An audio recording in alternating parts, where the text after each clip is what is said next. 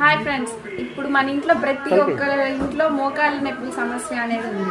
So మీకు ఒక చిన్న టిప్, మనము ముని వేళ్ల పైన రోజు ఒక 2 నిమిషాలు నడిస్తే సో క్రమేణా ఆ మజిల్స్ గట్టిపడి ఆ మోకాళ్ళ నొప్పుల్ని మనం ముందుగానే ప్రివెంట్ చేసుకోగలుగుతాం.